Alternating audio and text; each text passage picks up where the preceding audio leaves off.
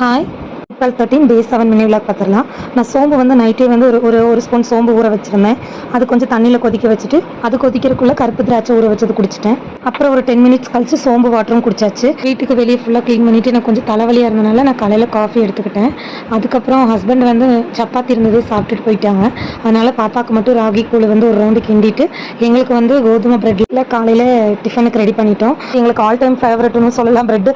சும்மா வாரத்தில் ப்ரெட்டு வாங்கிட்டு இந்த முட்டை ஊற்றி ரெடி பண்ணி சாப்பிடுவோம். ஏன்னா எங்களுக்கு அது ரொம்ப பிடிக்கும்.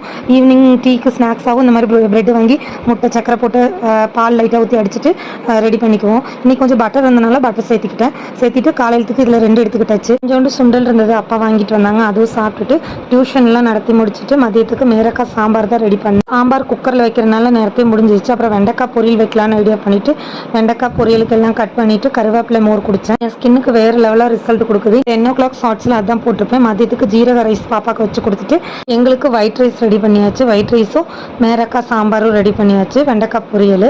மதிய சாப்பாடு இவ்வளோதான். ஊறுகாய் கொஞ்சம் எடுத்துக்கிட்டேன். ஈவினிங் தனியாக டான்ஸ் ஆட சொல்லிட்டு நாங்கள் கொஞ்சம் நேரம் விளையாடிட்டு இருந்தோம்.